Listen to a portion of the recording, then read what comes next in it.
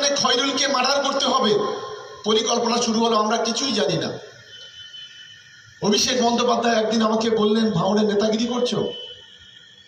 ওখানে একজন প্রধান আছে, তার স্বামীর নাম খয়রুল, তার মার্ডার করার জন্য 18 লক্ষ টাকা লেনদেন হয়েছে।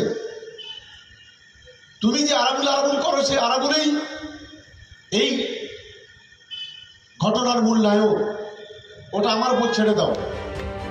ভাঙড় 2 নম্বর ব্লকের ভগবানপুর পঞ্চায়েতের প্রধান মারুফা বিবির স্বামীকে খুনের চক্রান্ত থেকে পঞ্চায়েতের পদ পাইয়ে দিতে লক্ষ লক্ষ টাকা তোলা চাঞ্চল্যকর অভিযোগ।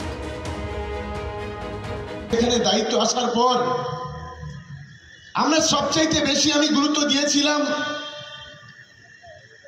এই ভাঙড়ের একজন নেতা ছিলেন যার নাম আরাবুল ইসলাম। নাম না করাই ভালো, অনেকেই বলছেন। এখানে যে ঘটনা ঘটিয়েছে আপনারা শুনলে অবাক হবেন। আমার কাছে গত পরশুদিন 1,30,00,000 টাকার একটা চিঠি এসছে, কয়েকটা চিঠি পঞ্চায়েতের টিকিট দেওয়ার নাম করে 6 লক্ষ টাকা থেকে 15 লক্ষ টাকা পর্যন্ত কেউ কেউ নিয়েছে, কারো কারো কাছ থেকে নেওয়া হয়েছে। প্রধান করার জন্য এখানে অনেকেই বসে আছেন, কারোর কাছ থেকে 25 লাখ, 30 লাখ থেকে 40 লাখ টাকা নেওয়া হয়েছে। নিশানায় ভাঙড় 2 নম্বর পঞ্চায়েত সমিতির সভাপতি দাপুটের তৃণমূল নেতা আরাবুল ইসলাম। আক্রমণকারী ক্যানিং পূর্বের তৃণমূল বিধায়ক। নজিরবিহীনভাবে আরাবুলের বিরুদ্ধে মুখ খুললেন শওকত মোল্লা। মঙ্গলবার ভাঙড় কলেজ মাঠে দলীয় সভায় যোগ দেন তৃণমূল বিধায়ক। সেই সভা থেকে আরাবুলকে নিশানা করেন তিনি। লোকসভা ভোটে অন্তর্ঘাতের অভিযোগ করেন আরাবুল ঘনিষ্ঠ জেলা পরিষদ সদস্য খাদিজা বিবির বিরুদ্ধে।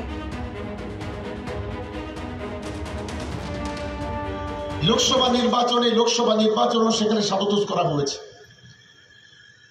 খাদিজা বিবি যে জেলা পরিষদের সদস্য, একেবারে ভিতর থেকে চক্রান্ত করে আইএসএফ এর সঙ্গে ভিতর থেকে জোট বেঁধে এখানে যাতে তৃণমূল কংগ্রেসটা হেরে যায়,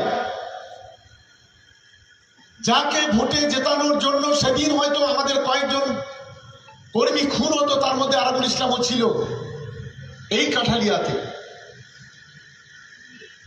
সেই খাদিজা দলের সঙ্গে গাদ্দারি শুরু করলো। ভোটের 5 দিন 7 দিন আগে থেকে কিছু বেঈমান 2-1 জন, বেশি না, তারাও বিভিন্নভাবে সাবতোষ করার চেষ্টা করেছে এই ভাঙড়ে। এ বিষয়ে জেলা পরিষদ সদস্য খাদিজা বিবি জানিয়েছেন, সংবাদ মাধ্যমের সামনে মুখ খুলবেন না, যা বলার দলীয় কর্তাদের জানিয়েছেন। ভাঙড়ের দাপুটে তৃণমূল নেতা আরাবুল ইসলাম, যার নামের সঙ্গে জড়িয়ে রয়েছে বিতর্কের পর বিতর্ক।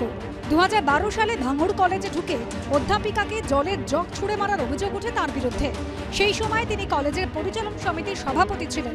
এই আরাবুলকে একসময় তাজা নেতা আখ্যা দিয়েছিলেন মদন মিত্র। 2014 সালে আরাবুলকে 6 বছরের জন্য বহিষ্কার করে তৃণমূল, কিন্তু 1.5 বছরের মধ্যেই তাকে দলে ফিরিয়ে নেওয়া হয়। দেখুন, কেউ এখন পার্সেন্টেজ ভাগ পায়নি বলে, একটা অংশ ভাগ পায়নি বলে অন্য কথা বলছে। আরাবুল ইসলাম সাহেবের এখন দুর্নীতিগুলো উন্মোচন হচ্ছে, ধৈর্য ধরুন, অপেক্ষা করুন। শওকত সাহেব যে দুর্নীতিগুলো করেছেন, তার আশপাশের লোককে দিয়ে ওয়েটল্যান্ড বুঝিয়ে দেওয়া থেকে শুরু করে যে অন্যায়গুলো করেছে, আগামী দিনে সেগুলোও সব উন্মোচন হবে। আমার মনে হয় গোটা বিষয়টা এটা দলের নেতৃত্বের কানে গিয়েছে, বিষয়টা দলের সংশ্লিষ্ট নেতৃত্ব দেখছেন, এর বাইরে এই মুহূর্তে বাইরে কোনো বক্তব্য রাখবেন। একটি খুনের মামলায় গত 8 ফেব্রুয়ারি আরাবুল ইসলামকে গ্রেফতার করে পুলিশ। অতীতে প্রাক্তন শিক্ষামন্ত্রী পার্থ চট্টোপাধ্যায়কে গুরু এবং নিজেকে শিষ্য বলে দাবি করেছেন আরাবুল। সেই গুরু শিষ্য দুজনেই এখন জেল বন্দী। রঞ্জিত হালদারের রিপোর্ট, এবিপি আনন্দ, দক্ষিণ 24 পরগনা।